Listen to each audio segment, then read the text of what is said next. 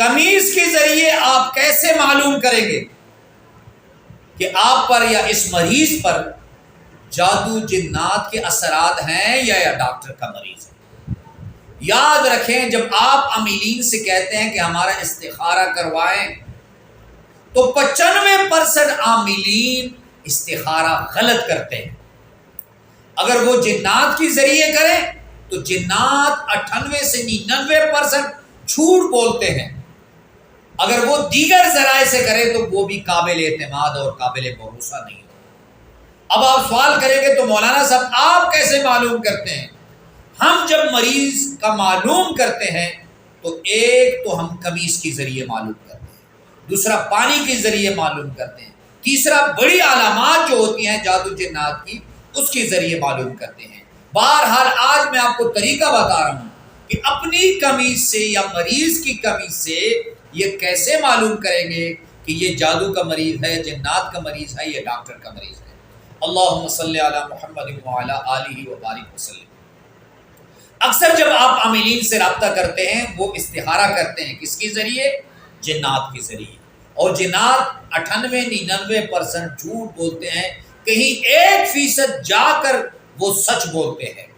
میں نے UK میں ایک مریض کا علاج کیا تو میں نے مریض کے آئے جن سے پوچھا کہ آپ کو مسلط کیا گیا ہے یا خود آئے ہیں؟ تو اس نے کہا کہ اس کی پھوپھو نے، جو والد کی بہن ہوتی ہے، اس نے مجھ پہ جادو کیا ہے، حالانکہ اس کی پھوپھو ایک نیک پرہیزگار عورت اور اپنی بھتیجی سے محبت کرنے والی۔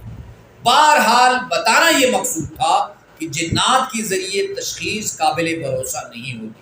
اب اگر آپ کا کوئی مریض ہے، آپ اسے چیک کرنا چاہتے ہیں، پہلے آپ نے ایک اس کی پہنی ہوئی قمیص لے لینی، جو رات کو پہنی ہو، اس مریض کی پسینے کی بو اس قمیص سے آنی چاہیے۔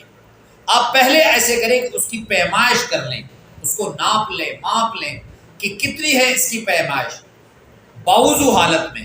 پھر اس پر آپ نے ایک مرتبہ بسم اللہ شریف، پھر سورہ فاتحہ، آیت الکرسی تین مرتبہ جو ہے اس پہ آپ نے پڑھ لینا ہے۔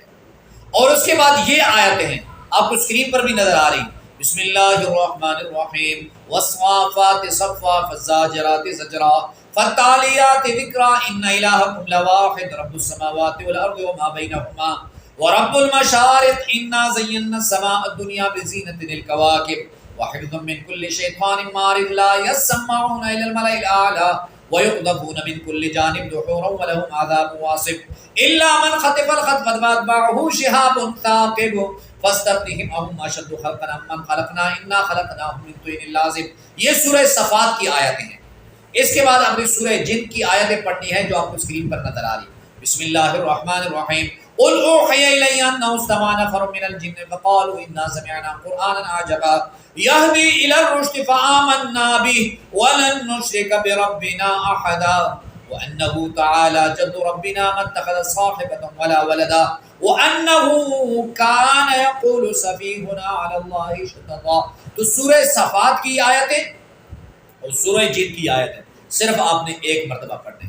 پھر اس کے بعد آپ نے جو 3 صورتیں ہیں، سورہ فلق، سورہ ناس، سورہ اخلاص، اس کو ایک مرتبہ پڑھ کر آپ نے کپڑے پہ دم کر دینا ہے، اور پھر آپ کپڑے کو ناپ لیں۔